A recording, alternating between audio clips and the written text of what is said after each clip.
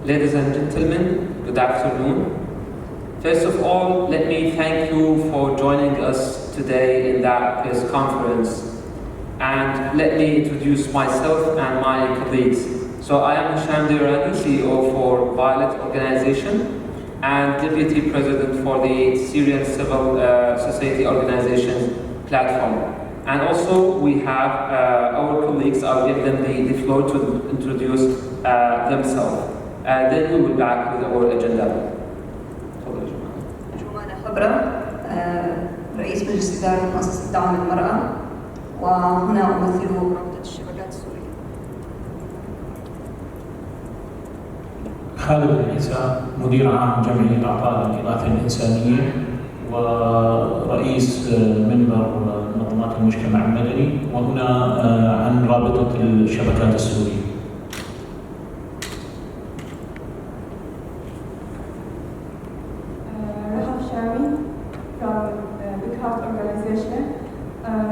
And I'm here to represent my organization and the other organization in this press release.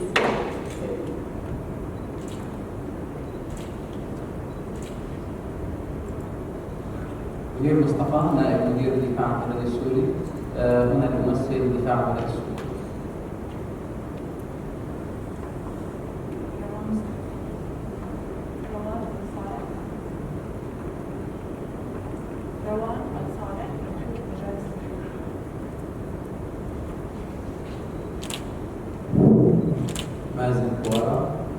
Turkey Country Director of SAMS, Syrian American Medical Center. Thank you.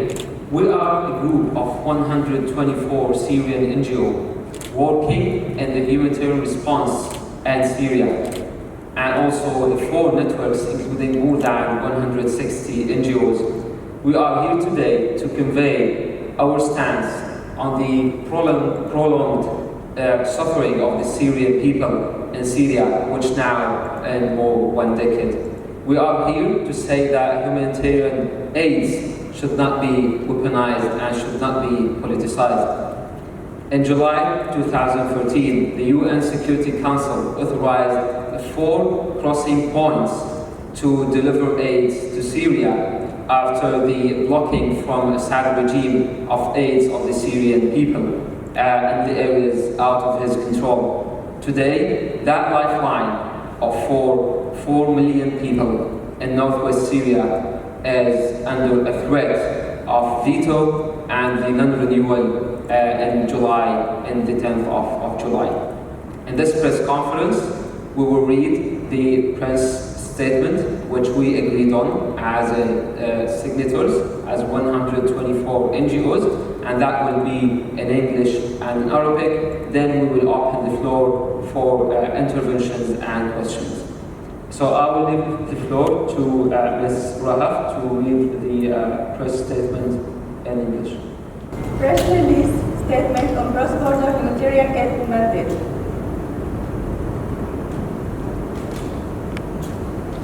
As Syrians mark a decade for their tragedy this year, the impact on the country looks devastating. At least 500,000 are dead. Over 100,000 remain missing after being arbitrarily detained, and over half the population are internally or externally displaced. 13.4 million people in Syria need humanitarian assistance, a 21% increase compared to 2020, with need increasingly being exacerbated by economic decline. Over 90% of Syrians now live under the poverty line. Civilians have witnessed massive and systematic violation of international humanitarian and human rights law. Hospitals, schools, and civil defense centers are still being bombed. Over half of Syria's basic infrastructure is destroyed or out of service. While the ceasefire remains fragile in northwest Syria, the continuous hostilities and the lack of progress on the political track, it seems that the conflict is far from reaching an end. The adoption of the UN Security Council Resolution 2165 in 2014 and its subsequent renewals was a result of the continual resistance of conditions that impede the delivery of humanitarian supplies to a destination within Syria, and therefore it was decided that United Nations humanitarian agencies and their implementing partners are authorized to use routes cross conflict lines and border crossing to ensure that humanitarian assistance, including medical and surgical supplies, reach people in need throughout Syria through the most direct routes. The current situation in northwest Syria makes us believe that the grounds for the adoption of the resolution are still valid and even more necessary than before. Out of 4.2 million people who are living in the northwest, 75% are currently depending on humanitarian aid coming through cross-border, including 1 million children and 2.4 million internally and forcibly displaced persons.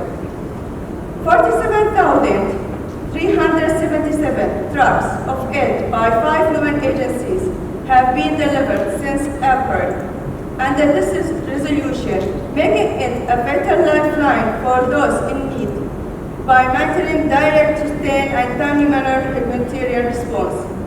In 2020 alone, 64 partners, including 40 Syrian NGOs, were able to implement 244 projects with the Syria Cross-Border Humanitarian Fund that reached 2.4 million people in need, while 53 partners, including 34 Syrian NGOs, responded to the COVID pandemic in northwest Syria and reached out to 648,000 people with 151 projects. A failure to renew the resolution would have a catastrophic impact on the humanitarian situation. The COVID-19 vaccination campaign in the Northwest will not be continued. Food basket reached 1.4 million people every month, as well as the water sanitation service that will not be resumed. Such a decision would have severe repercussions on the population, increased morbidities, and a dramatic exacerbation of humanitarian suffering would be inevitable in an area where 1 in 3 children are now malnourished and displaying signs of stunting. There is a high need to increase access and to scale up the current humanitarian programs instead of shutting them down. For all of the above, we, the undersigned Syrian NGO, who were actively responding to the humanitarian needs for more than decades in Syria, wonder how can we think of principal humanitarian assistance while channeling aid across one of the most politicized lines of conflict in the world. The examples of access denial for humanitarian aid for almost 2.5 million Syrians have lived through siege in semi-besieged area in the last 10 years, including Istanbul, Northern Homs, Eastern Aleppo. Their results are still unforgettable. 80% of the UN cross-line shipments were blocked by the Syrian government. Medical equipment and essential medicine were systematically removed from the aid convoys. The impact of closing Al-Yaroubiya border crossing in January 2020 is still present, while with dire impact on 1.6 million people in need in northwest East Syria as well. We are adding our voice as Syrian NGO to the voices of our international partners and to the call issued collectively by the head of UN agencies working in Syria to reiterate that there is no alternative for the cross-border modality to reach the people in need in northwest Syria. We call on UN Security Council member states to renew their commitment to the neutrality of humanitarian assistance and to renew the cross-border humanitarian operation to northwest Syria. We also want to highlight that The need to re-emphasize the importance of cross-border mobility every year is becoming unacceptable. Unless there is a significant improvement in the humanitarian situation and the peace process as per the UN-related resolution, the UN mandate on cross-border humanitarian access must be maintained. Thank you. Now we will move to you, our attendees, to get your questions. And you can feel free either to get it to one of our respected speakers, or we might ask them if they want who want to answer your question. Thank you very much. My name is Melvin Ingleby. I work for the Dutch newspaper NRC Handelsblad.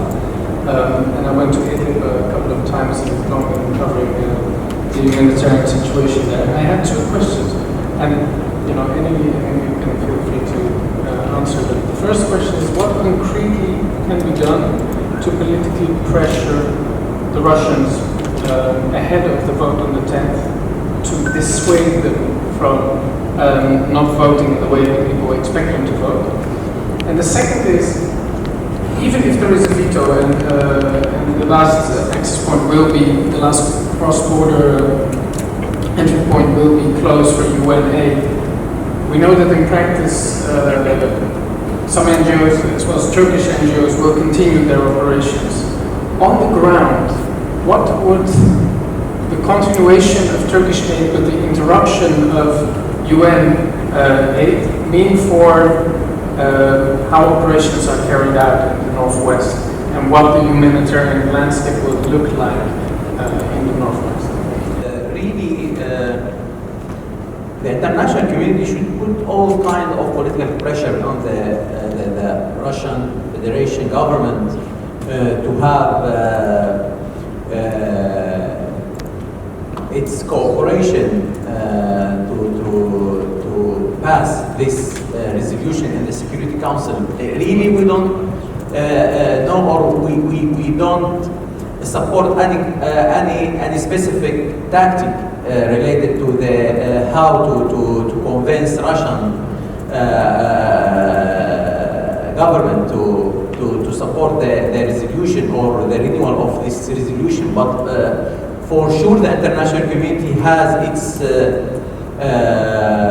tools to do so, and it's a very humanitarian issue, but we unfortunately dealt with it by political tactics and try to politicization of the humanitarian support for Syria. We know that the international community and many states in this world try to influence Russian government to have this resolution renewed before July 10th. But what we need here, what we are interested in, is to use their tools, their political tools maybe, because none of the humanitarian tools is effective here with Russia. So to have Russia accept to pass this resolution. Related to your second question, really between 50 to 60% from the whole support go to Northwest Syria is going through the UN agencies and its partners. So UN is the main supplier for the goods and humanitarian supplies, medical, non-medical food for the people in Northwest Syria. More than 3.2 million people is accepting the support on monthly basis from UN using cross-border. Yes, there is important role for the NGOs like Syrian and international NGOs, but its share is not sufficient to cover the needs, and there is no possibility to cover the gap of absence of UN through the NGOs. At least it will take a lot of time, and especially in the food security. So I'm working in health sector. Really, it's about 45% covered through UN programs, but the food security is covered for about 75% from UN agencies. WFP is providing 75% from the needs of the food for those people in northwest Syria. So it depends on the sector, but it's irreplaceable. So we cannot rely on the alternative solutions, and we don't need to speak a lot about the coastline because it's not an option, and the capacity and the cost effectiveness and the access, everyone knows about the failure of UN to cross lines to the people in need in different areas. So the question was about the cooperation from the Turkish government or the coordination between the Syrian and international humanitarian community with the Turkish government to maybe try to fill the gaps if there will be no UN agencies.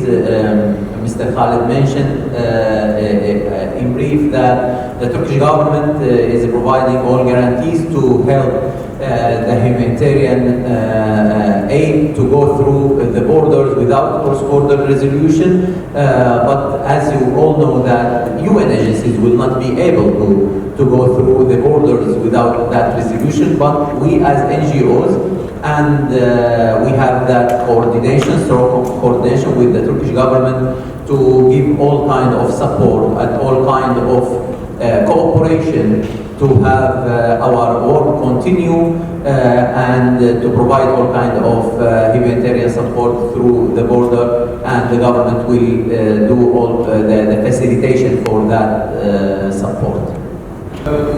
If there can't be any cross-border support from the UN directly, but some of the funding would go to Turkish NGOs or Syrian NGOs who work together with the Turks to continue the humanitarian aid across alternative lines, or do you think that this won't happen at all? It's not related to the Turkish government cooperation, it's related to the flexibility of the donor regulations. So we need more flexibility with donor regulations to have more Syrian and local NGOs to be first recipients for the international funding. So that would help. We all know that it will take a lot of time for that. So this is a very important point. No capacity available right now with international NGOs who could or which could get the funding of the donor to fill the gap of the absence of UN. This is a very important point. They all announced that they don't have the capacity to absorb that funding and programs which is implemented by UN agencies to be implemented by international NGOs and its partners or their Syrian partners. So this is the main issue. The capacity is limited within the NGO community, and filling this gap is very, very difficult and will take time. Thank you, Dr. Mazen. And that is one of the very essential factors which we have now in the humanitarian response, that we as Syrian NGOs and also the international NGOs, we cannot scale up to a level where we can absorb the funds which go through the UN agencies, and that is one of the very important roles for the UN to continue, and also for the resolution itself. Really, it will be, we will lose about 45% from the whole medical supplies and medications go through the borders supported by UN agencies. This will be irreplaceable because something related to the funding, lack of funding and logistics issues related to the procurement and supply chain processes of UN. We are as health NGOs relying a lot on the supply chain of the WHO and UNICEF and UNFPA to cover the health need. And for the COVID itself, we are responding by establishing health programs to treat and deal with the COVID pandemic, but it's coordinated and supported by many programs supported by UN agencies, and this will be affected, and we cannot rely on even the cross line or on the capacity of the NGOs to cover that need. For COVID vaccine, we are also benefit from COVAX initiative, which is providing vaccines to northwest Syria by WHO and UNICEF, and it's coordinated and implemented by supporting from WHO. So also we will be very exposed to COVID, and the community will be exposed to COVID without such effective vaccination program. We think that right now with the resolution we have such effective vaccination program in northwest Syria, not like the situation in northeast really, because northeast is relying on the vaccines come from Damascus. So there is a huge failure in delivering vaccines to northeast Syria because of relying on cross line, while the cross border is providing effective vaccination program. Thank you, Dr. Mazen. So that is one of also a lot of examples of how the failure of the Russian alternatives, or the alternatives the Russians are proposing, which we saw in different times, now in northeast Syria, also before in eastern Ghouta, and now in Dar'a. We have also a question of how the effect on women and girls and children also of the absence of the humanitarian aids. احنا كيف ممكن نقنع؟ نحن عندنا سكان الشمال حوالي 4 مليون ونص، في عندنا حوالي 1300 مخيم، هدول معظم قاطنيهم نساء واطفال. Madame Jumana was saying that imagine the feelings and the situation of women and girls who were violated when they were in the presence of the regime, or when they were in their places before being fleeing out to northern Syria. How they will feel when they will receive the humanitarian aids by the same hands from the people who already violated their rights before. How they will feel when they will know that the decision of them to receive a food or no food assistance will be on the hands of their killers and the regime who is responsible of the violations. That happened before in Madaya, in eastern Ghouta, and in all of the besieged areas where the UN offices were close to the area and besieged, but they did not respond because the Syria regime did not give them the approvals, and that what will happen for 4 million people in northwest Syria. So the Assad regime will have the control over their food and also other services such as health and very important supplies and also water. That is in camps and outside the camps, and that including also the very important activities for the protection in different levels, for the centers, the women and girls safe centers, which are now presented in northwest Syria and providing very essential services to that very important group of people in that area.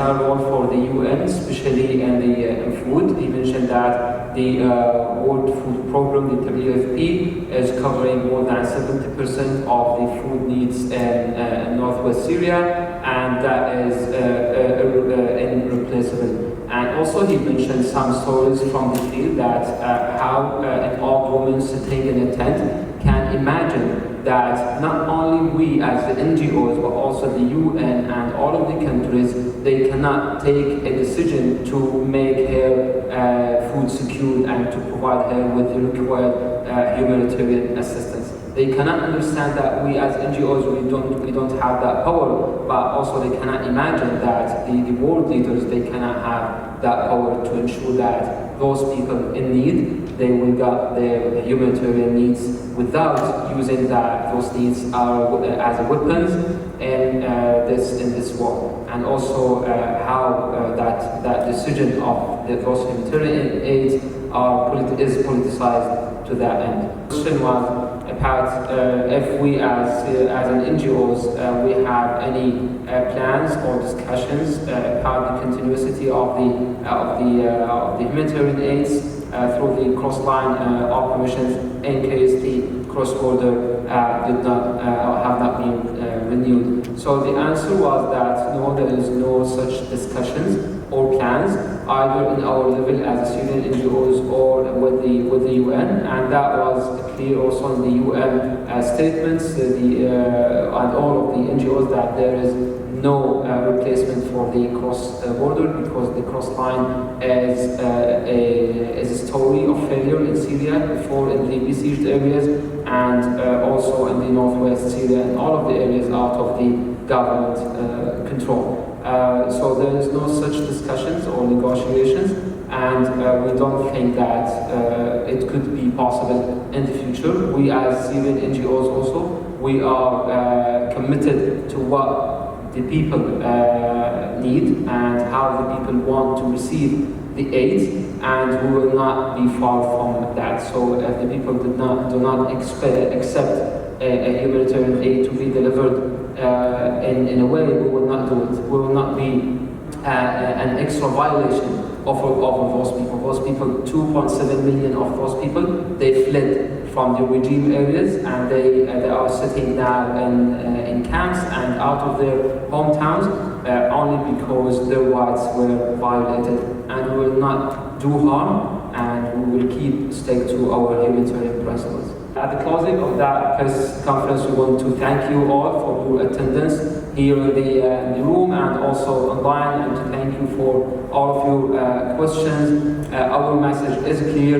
Our goal is to continue our support to people in need, and that is the commitments which should be from all over the world, and the world leaders and people in need in Syria should not have that question again if they will receive a humanitarian aid or not.